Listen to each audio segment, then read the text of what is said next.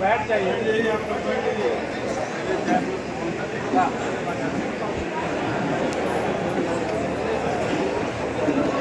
मैं माननीय विधायक सतीश दास जी का मात्र 2 मिनट इंतजार करूंगा, चूंकि वो औरंगाबाद शहर में ईद कर गए हैं। उससे पहले मैं आमंत्रित करना चाहूंगा भाई अशोक आजाद चंद्रवंशी जी, जो अखिल भारतीय चंद्रवंशी क्षत्रिय महासभा के राष्ट्रीय अध्यक्ष अशोक आजाद चंद्रवंशी जी आए और 2 शब्द कहे बगैर संबोधन के। सामाजिक न्याय संवेदन बहुजन समाज के मंच पर थोड़ा गैदरिंग हो रहा है। हम सभी आयोजक साथियों से आग्रह करेंगे कि आगे से पीछे आ जाएं, पीछे की ओर आ जाएं। जब सम्मानित अध्यक्ष जी सर यहाँ पे उपस्थित उद्घाटन के बाद मैं संयुक्त रूप से कृपया आयोजक के सदस्य थोड़ा इधर हट जाए। आए अतिथियों को दीप प्रज्वलित करने में कोई दिक्कत न हो, और जैसे ही दीप प्रज्वलित होगा आप लोग जोरदार ताली से स्वागत करेंगे इस कार्यक्रम का उद्घाटन सत्र का। आप गवाह बनेंगे ताली बजाकर।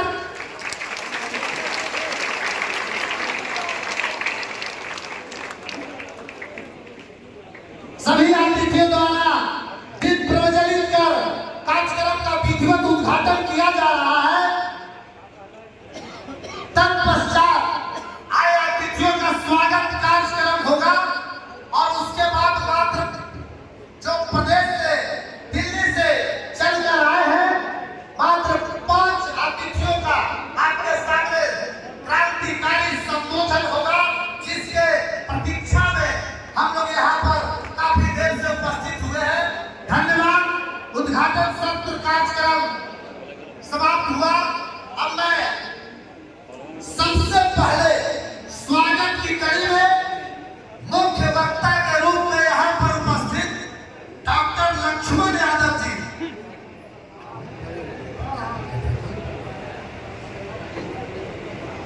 डॉक्टर लक्ष्मण यादव जी को स्वागत की कड़ी में अंग वस्त्र और बुके देकर स्वागत करेंगे। अंग वस्त्र डॉक्टर रमेश यादव जी के द्वारा दिया जाएगा और बुके हमारे गार्जियन संजय जी के द्वारा दिया जाएगा। हम दोनों से आग्रह करेंगे कि मुख्य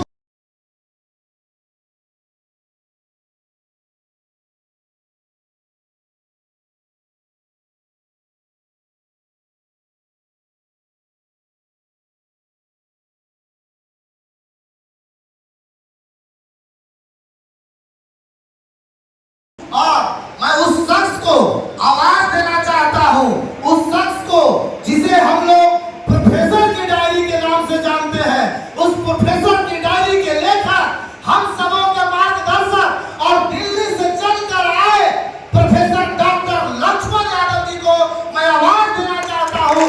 इस आशा और उम्मीद के साथ डॉक्टर लक्ष्मण यादव जी। बहुत बहुत धन्यवाद। बहुत बहुत धन्यवाद संचालक महोदय। ओबीसी महासभा बिहार के उन तमाम साथियों का बहुत आभार जिन्होंने आज सामाजिक न्याय महासम्मेलन और बहुजन संवाद का ये कार्यक्रम किया है। इस कार्यक्रम में मंच पर बैठे हुए सभी सम्मानित अतिथिगण, विशिष्टजन और मंच के सामने बैठे हुए आप सभी अति विशिष्ट जनों को मेरा क्रांतिकारी जय भीम, जय मंडल, जय संविधान है, इनकलाब जिंदाबाद है। बिहार अब मेहमान बन के नहीं बुलाता है, ऐसा लगता है कि बिहार अपने वैचारिक घर की तरह है, जो अपने वैचारिक लोगों से मिलकर हिम्मत देने के लिए बुलाता है। इसलिए मैं शुक्रिया करता हूं आप सबका कि 6 घंटे से बैठकर एक वैचारिक कार्यक्रम के लिए आपने जो अपना स्नेह, अपना समर्पण दिखाया है, इसके लिए आप सबको मेरी तरफ से क्रांतिकारी सलाम है। और आप सबकी हिम्मत से मुझे हिम्मत मिली। बिहार की, मगध की ये धरती, और ऐसे वक्त में लोकतंत्र की जननी, मानवतावादी विचारों की क्रांतिकारी चेतना वाली मिट्टी और तथागत बुद्ध की तर्कशील करुणा प्रज्ञा,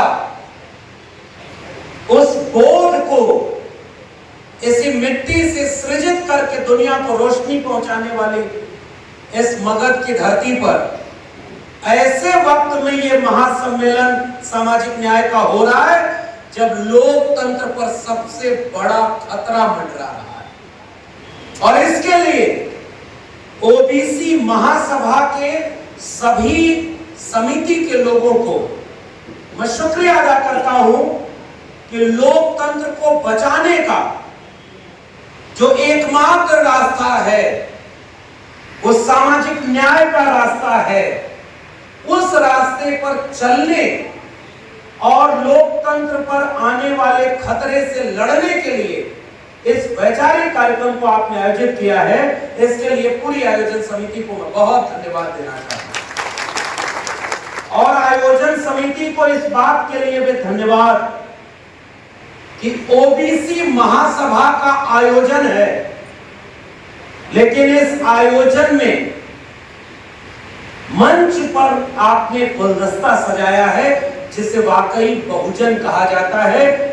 अभी अली अनवर साहब जो तकरीर कर रहे थे, जिसे वो पसमानदा कहते हैं, जिसे आप बहुजन समझते हैं, जिसे इसी बिहार में बाबू जगदेव प्रसाद ने श्रमजीवी कहा था, 90% कमेरा कहा गया चौधरी छोटू राम और सोनीलाल पटेल के द्वारा।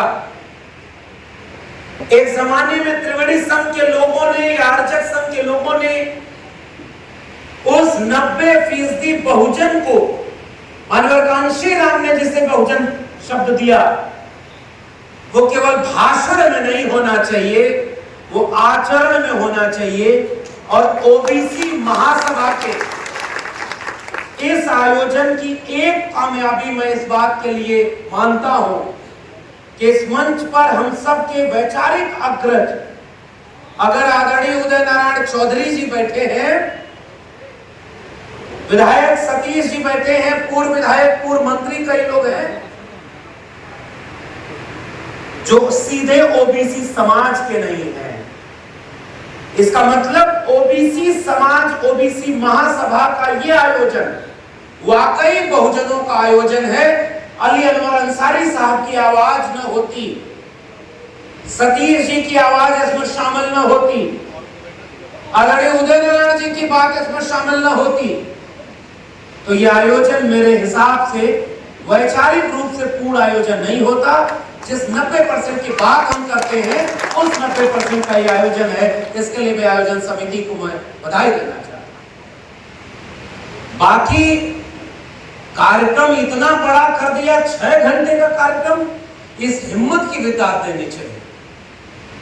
वरना हमने वीरेंद्र बाबू से कहा था कि भाई बहुत ज्यादा वक्ता रखने में एक समस्या क्या होती है। देखिए, आप एक व्यक्ति लक्ष्मण यादव को बहुत ज्यादा सम्मान दें, इससे कोई बड़ी लड़ाई, कोई बड़ा आंदोलन शायद नहीं खड़ा हो पाएगा, क्योंकि हम जिस विचारधारा के मानने वाले लोग हैं, उसमें व्यक्तियों की बहुत ज्यादा अहमियत नहीं है, उस विचार की अहमियत है जिन्हें हम जैसे तमाम लोग हजारों साल पहले से लड़के आगे बढ़ाए। थोड़ा हम बढ़ा रहे, हमारे बाद भी इस संघर्ष को लोग आगे बढ़ाएंगे। लिखा हमारे एक बहुत शानदार कवि शायर ने कि कल और आएंगे नगमों की खिलती कलियां चुनने वाले, हमसे बेहतर कहने वाले, तुमसे बेहतर सुनने वाले।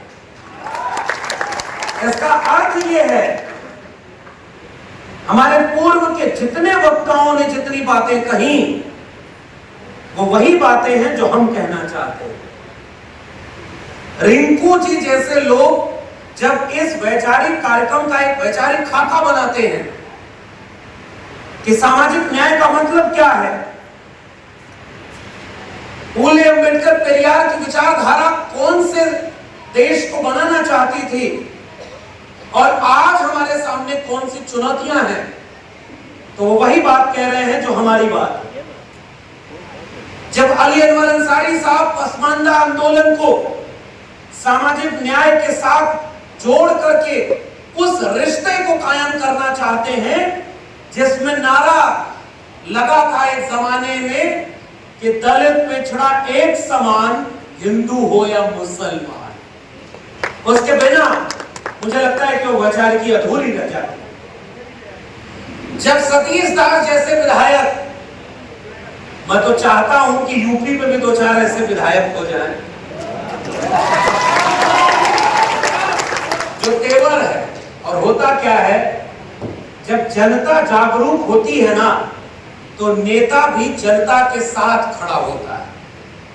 कल्पना करिए कि कोई तलवार बांटने के दौर में बिहार में कलम बांटे, नौकरी बांटे, बांटने वाले दौर में जाति जनगणना बिहार से हो, देश को एक रास्ता दिखाए, और जो नौकरी बांटे, जाति जनगणना कराए, सामाजिक न्याय की आवाज बुलंद करे और चुनाव हार जाए, बताइए अगली बार फिर वो बात कर पाएगा? मुश्किल है। इसलिए नेता ये देखता है कि हमारा समाज अभी कितना तैयार है। हमारे उत्तर प्रदेश में भी एक समय परिस्थितियां अलग थी, और आज तमाम लोगों के बुलडोजर के सामने समाजवादियों का पीडीए एक चुनौती बनकर के खड़ा हो गया है।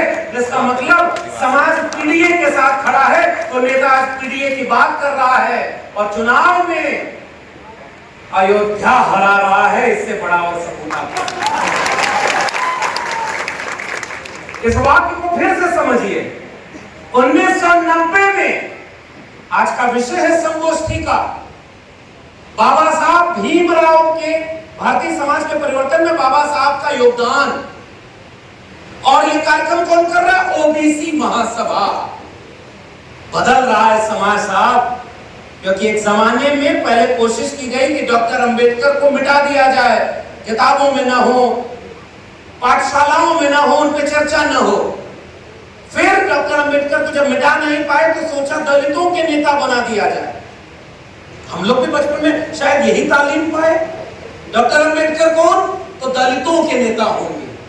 आरक्षण किसको दिया? दलितों को दिया।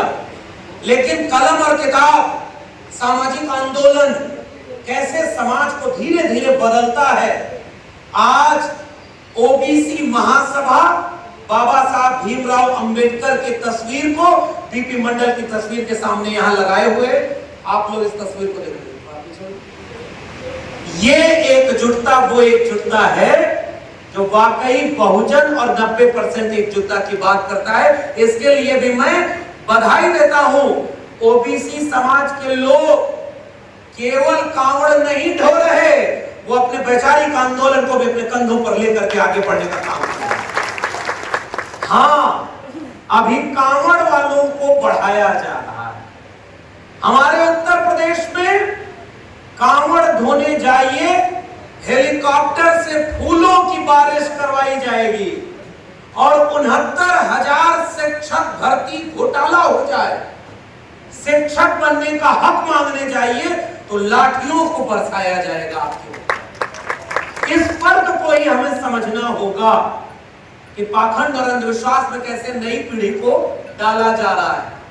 और इसलिए इस आयोजन को मैं कामयाब आयोजन मानता हूं कि आज बाबा साहब भीमराव अंबेडकर केवल दलित समाज के नेता नहीं, आइडिया ऑफ इंडिया के नेता हैं, मानवता के नेता हैं, और इस देश के एससी, एसटी, ओबीसी और पसमानदा समाज से लेकर के महिलाओं तक को बराबरी और न्याय का भारत देकर के इंसान को इंसान के बराबर करने वाले नायक और मसीहा के रूप में हम सबके बीच में खड़े हैं।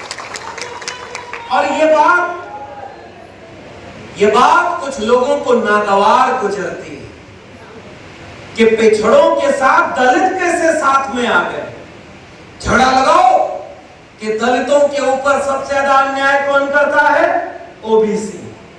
झगड़ा लगाओ कि ओबीसी में कौन जाति है जिसने सारा हक लूट लिया। झगड़ा लगाओ कि कैसे घर के भीतर ही भाई को भाई से लड़ा दिया जाए। मैं औरंगाबाद आया और मंच पर बैठा, मैं पहली बार आया हूं, और मुझे पीछे से एक सज्जन क्या बोलते हैं कि ये वो औरंगाबाद है साहब जब मंडल आंदोलन चल रहा था, मंडल की लड़ाई लड़ी जा रही थी, तो शायद 4 कुशवाहा समाज के लोगों ने कुर्बानी दी, उन्होंने शहादत दी मंडल आंदोलन को लागू करके आगे बढ़ाने में। उस कुशवाहा समाज के लोगों को मैं आज याद करना चाहता हूं जिन्होंने मंडल कमीशन के आंदोलन को खड़ा किया। और हम जैसे लोग बड़े शान से कहते हैं इस देश में अगर बाबा साहब अम्बेडकर का संविधान और मंडल कमीशन न होता तो हम आजमगढ़ के किसी गांव में गाय भैंस चरा रहे होते। आज यहां आपके सामने खड़े होकर आपने आंख डालकर बात की। हमारे तन पर ये जो कपड़े हैं, ये लिबास है, हमें हमारे हाथ में कलम और किताब आई, हमारी आंखों में आत्मविश्वास आया, और इतना आत्मविश्वास आया कि वक्त के तानाशाहों को भी हम चुनौती देकर के कहना चाहते हैं कि जुल्म के साये में लब खोलेगा कौन, और हम भी चुप रहे तो फिर बोलेगा कौन। और इसीलिए मैंने प्रोफेसर की डायरी लिखी। एक नौकरी से निकाला गया, पटना में सम्मेलन था, आदरणीय अनवर साहब बैठे हैं, आदरणीय उदय जी बैठे हुए हैं, और उदय जी ने एक बात उस सम्मेलन में कही कि मैं उन लोगों को शुक्रिया अदा करता हूं जिन्होंने डॉक्टर लक्ष्मण यादव को नौकरी से निकाला। मैं बताऊं सर, उसके बाद वो सब खुश हुए कि चलो लगता है किसी महान काम के लिए निकाला है। कल तक वो बड़े अफसोस में थे, और मैं शुक्रिया अदा करता हूं देश के उन तमाम लोगों को जिनसे मैं शायद अभी तक मिला भी नहीं हूं, लेकिन गलत को गलत कहने के लिए उन्होंने मेरे समर्थन में पूरे देश में हजारों जगहों पर आंदोलन किए, और ये बात कही कि जो आरएसएस की शाखा में नहीं जाएगा क्या वो इस देश में प्रोफेसर भी नहीं बन पाएगा। और मैं शुक्रिया अदा करता हूं कि मेरा समाज मेरे साथ खड़ा। और आज जो ये सम्मान आपका है, ये एक व्यक्ति का सम्मान नहीं है, वो उस विचारधारा का सम्मान है जो हमें हिम्मत और दिशा दोनों देता है कि हम डर के नौकरी के लिए लड़ते। तो बीपी मंडल, बाबा साहब अम्बेडकर, महात्मा फूले, डॉक्टर राम मनोहर लोहिया, भगत सिंह, इनमें से कोई नौकरी नहीं करता था, और तमाम लोगों को नौकरी कैसे मिले उस रास्ते को बनाने का काम किया। इसलिए हम उस विचारधारा को आगे बढ़ाने का काम कर रहे हैं। इसलिए एक नौकरी क्या बात है, इसलिए मैं आपके बीच में केवल एक गुजारिश करने आया। गुजारिश क्या है कि जब आप औरंगाबाद के उस इतिहास को पढ़ेंगे, और खासकर नौजवानों, जितने नौजवान यहां आए उनसे मैं ये सवाल पूछना चाहता हूं कि औरंगाबाद में मंडल कमीशन के समर्थन में अगर कुशवाहा समाज के लोगों ने अपनी कुर्बानी दी, इस पूरे बिहार में कभी कोई बस्तियां जला देता था तो कभी कोई खटिया पर बैठने नहीं देता था, कभी कोई जाति के नाम पर गालियां बना करके अपमानित करता था, तो कोई ये कहता था कि इनको ये मुख्यमंत्री भी बन गए तो शूद्र मुख्यमंत्री बनेगा तो गंगा में आग नहीं लगेगी तो और क्या होगा।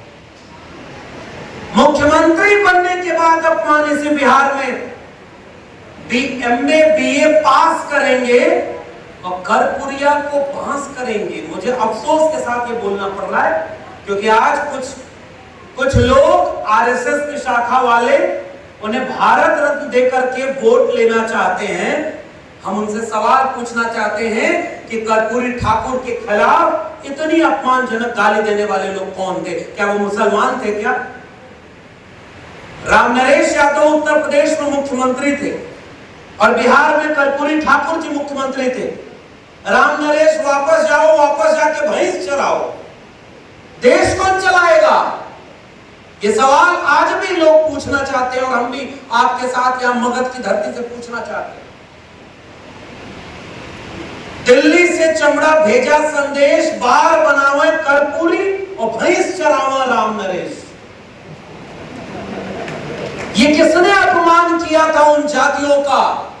हमारे पूर्वांचल में तो गाली देते थे, अहिर गड़रिया कुर्मी चोर, घर सारे का टंगड़ी तोड़। भोजपुरी समझते हैं ना? ये किसी मुसलमान ने गाली बनाई क्या? खटिया पर बैठने से, हालांकि जाति जब आती है तो दोनों जगह आती है। और अली अनवर साहब को मैं कहूंगा कि आप कभी विस्तार से सुनिए, उनकी किताब है मसावात की जंग, उसे पढ़िएगा, आपको पता चलेगा कि जाति कितनी बड़ी बीमारी है कि दुनिया को बराबरी का पाठ पढ़ाने वाला इस्लाम जब भारत आया तो जातियों को रोक न पाया। और आज पसमानदा उसी समाज के लोग हैं जैसे हमारे यहाँ भी कमेरा लोग। तो एक वैचारिक मंच पर क्या बात होनी चाहिए? बहुत लंबे इतिहास की बजाय एक सवाल पूछा जाना चाहिए कि जिन लोगों ने लड़ाई लड़ी उनका अपमान किया गया, उनको गालियां दी गई, फिर भी कोई रुका नहीं कारवां। लेकिन आज उस स्वर्णिम अतीत को मैं याद करूं यहां खड़े होकर 6 घंटे के आपके कार्यक्रम में, या आज ये बताने की कोशिश करूं कि आज हमारे सामने क्या मुश्किल है। आज मुश्किल इस बात की नहीं है कि ऊपर जितने लोगों की तस्वीर लगी है, बिरसा मुंडा से लेकर के जगदेव बाबू तक, कितना दूर है जगदेव बाबू का शहादत स्थल? और क्या बोला था इसी त्रिवेणी संघ के बिहार के लोगों ने? जब अर्जक संघ त्रिवेणी संघ आगे बढ़ा तो इतिहास पिछले 100 साल का देखिए क्या है, जिसमें समता की चाह नहीं, वह बढ़िया इंसान नहीं, समता बना समाज नहीं, बिन समाज जनराज नहीं, ऊंची जात की क्या पहचान, गिटपिट बोले करे न काम, और नीची छोटी जात की क्या पहचान, करे काम और सहे अपमान। क्या नारा इसी समाज में लगाया गया था? सन सोपा ने बांधी गांठ, पिछड़ा पावे 100 में 60। उस नारे को आगे बढ़ाया इसी समाज के, इसी बिहार के लोगों और नौजवानों। मैं आपको अपना इतिहास रूबरू कराना चाहता हूं कि 100 में 90 शोषित हैं, शोषितों ने ललकारा है, धन धरती और राजपाट में 90 भाग हमारा है, 10 का शासन 90 पर नहीं चला। उस नारे को आगे बढ़ाने के लिए समाजवादियों का, अंबेडकरवादियों का, वामपंथियों का आंदोलन आगे बढ़ा। जो जमीन को जोते बोए वो जमीन का मालिक होए, मिटे गरीबी और अमीरी, मिटे चाकरी और मजबूरी, 100 से कम न 1000 से ज्यादा, समाजवाद का यही तकाजा। रोटी कपड़ा सस्ती हो, दवा पढ़ाई मुफ्ती हो। और वो नारा लगते लगते कहां पहुंचा था? सबको शिक्षा सबको काम, वरना होगी नींद हराम।